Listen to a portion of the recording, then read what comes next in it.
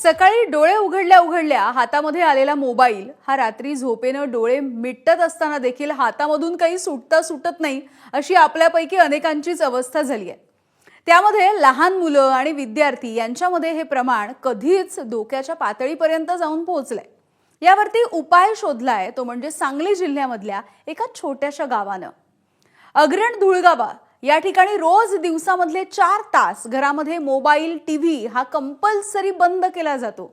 अभ्यासाचा भोंगा वाजतो आणि ही मुलं पळत सुटतात जिथे असतात तिथून आणि जाऊन अभ्यासाला बसतात। या गावामध्ये डिजिटल डिटॉक्स गेले 3 वर्ष पाळलं जातंय।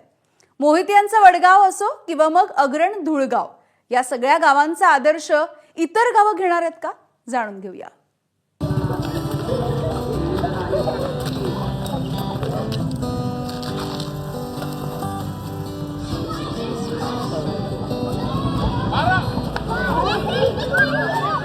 महाराष्ट्रातल्या कोणत्याही सर्वसामान्य खेडेगावातली ही संध्याकाळ आहे। प्रत्येक गावात असते तशीच इथे गजबज लगबग सुरू आहे।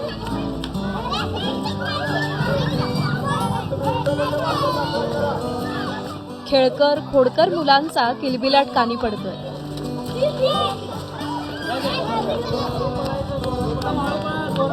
दिवसभर शाळा ट्युशन केल्यानंतर लहान मुलं विरंगुळा म्हणून कुठे शिवना पाणी पकडापकडी खेळतात,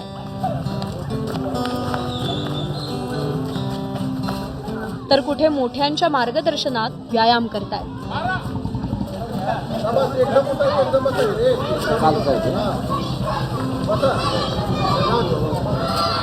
एवढ्यात एक आवाज येतो आणि सगळं चित्र बदलतं।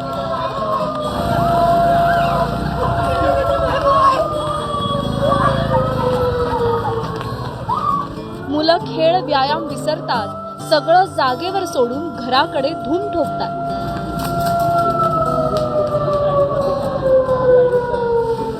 एका क्षणात सगळा किलबिलाट कलकलाट शांत होतो,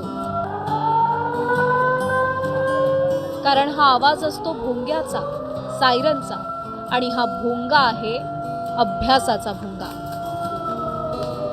सांगली जिल्ह्यातील कवठेमंकाळ तालुक्यातील अग्रण धुळगावमध्ये 7 वाजले की भोंगा वाजतो आणि या भोंग्यानंतर विद्यार्थी असो पालक असो घरामध्ये जातात, मोबाईल बंद, टीव्ही बंद आणि मुलांना अभ्यासाला पुरेसा वेळ देतात। मागील 3 वर्षापासून हा उपक्रम सुरू आहे, ज्याचा आज परिणाम काय घडलाय हे आपण आजच्या या स्पेशल रिपोर्टमधून जाणून घेणार आहोत। चला तर या अग्रण धुळगावमध्ये काय नेमकं घडतंय अभ्यासाच्या भोंग्यानंतर। अभ्यासाचा भोंगा वाजला की गावातल्या सगळ्या घरात टीव्ही मोबाईल बंद होतात आणि शाळा कॉलेजमधली मुलं अभ्यासाला बसतात। गेल्या 3 वर्षांपासून पहाटे 5 ते 7 आणि संध्याकाळी 7 ते 9 या वेळेमध्ये हा उपक्रम राबवला जातोय। अग्रण धुळगाव या गावानं मोबाईलच्या वापरावर निर्बंध घालून घेतलाय। ग्रामपंचायत आणि अग्रणी स्पर्धा परीक्षा मार्गदर्शन केंद्रानं या कामात पुढाकार घेतलाय। 3 वर्षापूर्वी आम्ही अभ्यासाचा भोंगा ही संकल्पना चालू केली। त्यावेळेस आमच्या गावातील पहिले अधिकारी संध्याराणी देशमुख मॅडम, ज्या आता आयुक्त आहेत राज्य उत्पादन शुल्कला, त्यांच्या मार्गदर्शनाखाली हे अभ्यासिका चालू करण्यात आली। आज या अभ्यासिकेचे 3 वर्ष पूर्ण झाल्यानंतर गावामध्ये पाहिलं तर 3 वर्षामध्ये 53 मुलांना नॅशनल स्कॉलरशिप मिळालेली आहे। पहाटे 5 ते सकाळी 7 व सायंकाळी 7 ते 9 या 2 तास या 4 तासामध्ये राबवला जातो। सायंकाळी 7 वाजता भोंगा झाल्यानंतर सर्व मुले अभ्यासाला बसतात। 7 ते 9 या 2 तासामध्ये सर्व मुले अभ्यासाला बसतात। या 2 तासामध्ये सर्व घरातील टीव्ही मोबाईल हे बंद होतात। भोंग्यामुळं सर्व मुलांना शिक्षणाची गोडी लागली।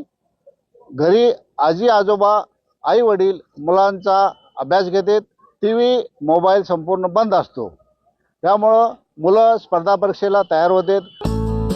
अभ्यासाचा भोंगा या उपक्रमानंतर मुलांची शैक्षणिक गुणवत्ता इतकी वाढली की गावातल्या 53 मुलांना नॅशनल स्कॉलरशिप मिळाली।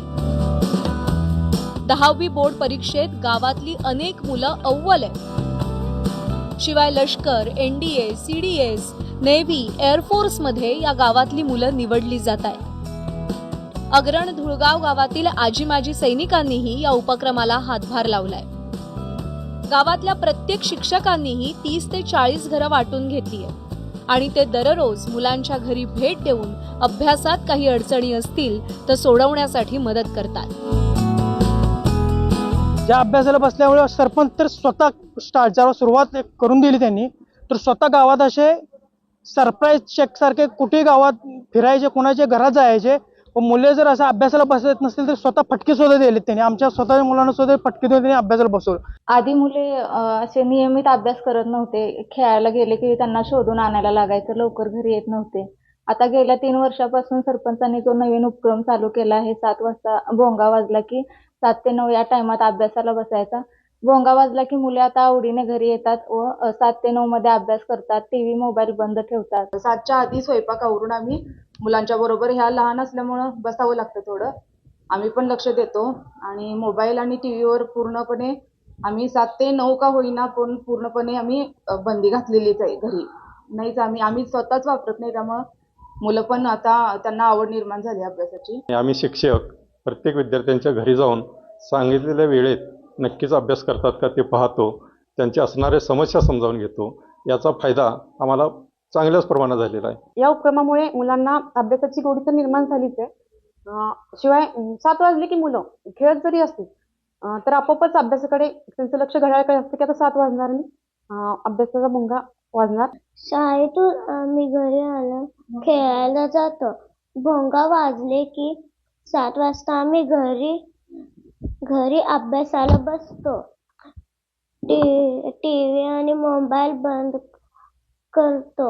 या अभ्यासाच्या भोंगामुळे तसेच शिक्षकांचे लक्ष व पालकांच्या आमच्याविषयी असलेली आशा त्या तिन्हींच्या संगमामुळे मला 10वीत 95.60 इतके टक्के मार्क मिळून मी केंद्रात प्रथम व श्री एम के जाधव हायस्कूल अग्रण धुळगाव या माझ्या विद्यालयात प्रथम असा क्रमांक पटकावला आहे. सांगलीचे जिल्हाधिकारी अशोक काकडे यांनी देखील या उपक्रमाची प्रत्यक्ष पाहणी करत कौतुक केलंय. ज्या निष्ठेने आपल्या देशाची सीमा सांभाळतात त्याच निष्ठेने आपल्या मुलांनी अभ्यास करावा आणि त्यांचं भविष्य घडवावं यासाठी एका अतिशय चांगल्या उपक्रमाला त्यांनी स्वेच्छेने हातभार लावलेला आहे. ह्याच्यामध्ये मी या गावचे सरपंच शिवदास भोसलेजी आणि त्याचबरोबर त्यांचे ग्रामपंचायतीचे सर्व सदस्य यांचे अभिनंदन करतो.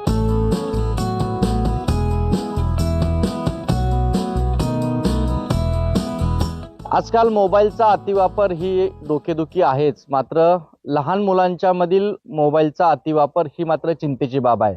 अनेक देश या लहान मुलांच्या मोबाईल बंदीचा देखील विचार करत असताना सांगली जिल्ह्यातील कवठेमंकाळ तालुक्यातील अग्रण धुळगाव या गावानं मोबाईल चा वापर कमी व्हावा यासाठी भोंगाचा जो प्रयोग केलाय तो प्रयोग नक्कीच कौतुकास्पद आहे. यामुळं मुलांच्या शैक्षणिक गुणवत्तेत आणि त्यांच्या प्रगतीत तर मोलाचा बदल देखील दिसून येतोय.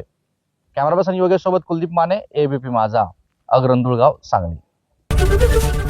एबीपी माझा, उघडा डोळे बघा नीट.